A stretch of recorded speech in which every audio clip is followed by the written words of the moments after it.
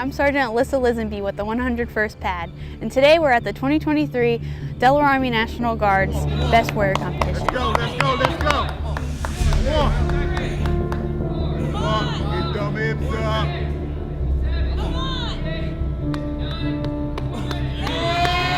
up. All in one day, these competitors will be going through an ACFT, a ruck march, and they'll be completing their N4 qualification. I am Staff Sergeant Brittany Zaffron. I'm a 68 Whiskey in the 126 Aviation. I'm at the 2023 Best Warrior Competition, and I am coaching PFC Valenti this year. So a coach or a sponsor is sometimes what it's called, is really there to just make sure the soldier has absolutely everything they need in order to compete. So it's not necessarily about being out there with the soldier and doing the competition with them, but it's really being the support and kind of a sideline cheerleader for them to make sure that they have all the equipment they need and they don't need to think about the small things, they just need to think about competing, and that's it. For me personally, as an NCO now, I feel like taking on a coaching role for me is exactly what I wanted to do. After competing myself and seeing what I had to offer, I definitely wanted to be able to pass that on to a younger soldier in a unit. So I'm happy to be here. Oh, it's a good feeling. It's nice to be able to come out and compete. Very competitive, so it's a fun event for me, as well as come out and represent the 153rd Military Police Company. Same for me. I'm a master fitness trainer for my unit, and I made sure that I wanted to show them my fitness that I'm going to lead into our unit. Yeah, this is absolutely great. I feel like an opportunity like this for a young soldier who might be new to the unit to see something like this and be able to compete and show the state sergeants major what they can do, I think is a phenomenal opportunity for a young soldier. Best Warrior competition each year is definitely something we want to get more soldiers involved in. So if we can spread the word any way, shape, or form to let soldiers know that this is something that's an opportunity, I think that that's something that should absolutely happen.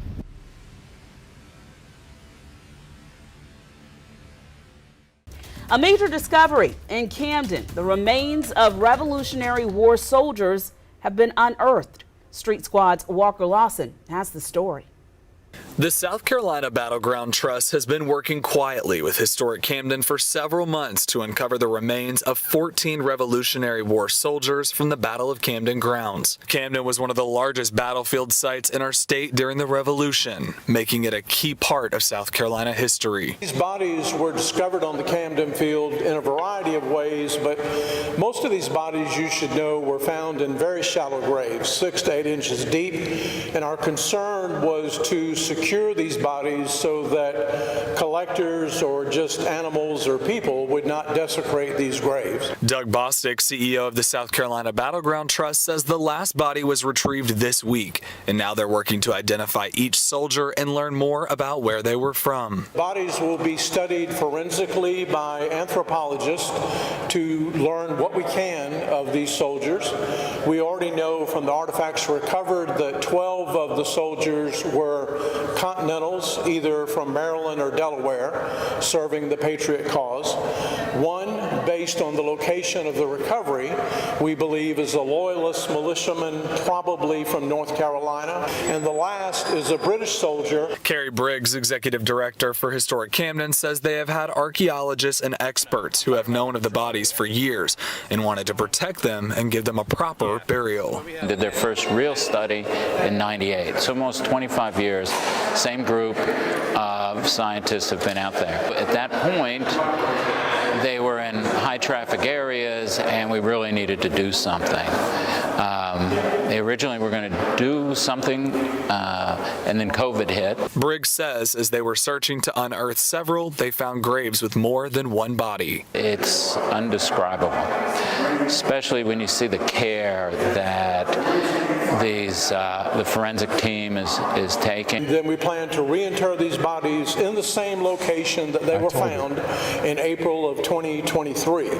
The difference is the bodies will be reinterred in sealed vaults to protect them in perpetuity. For Street Squad in Kershaw County, I'm Walker Lawson.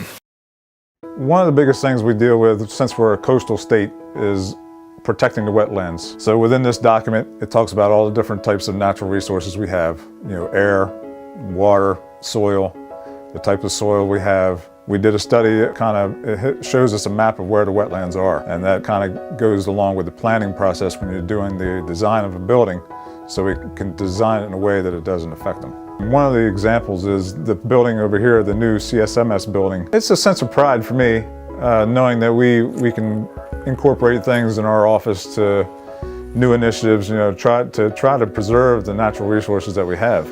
We do have an energy manager for the state also, and the energy manager has a lot of initiatives where we're trying to incorporate solar at a lot of our facilities now, because a lot of those natural resources people take for granted, and they're limited. So trying to do our part in our office, to make sure we have programs in place to try to protect those resources are pretty important to me.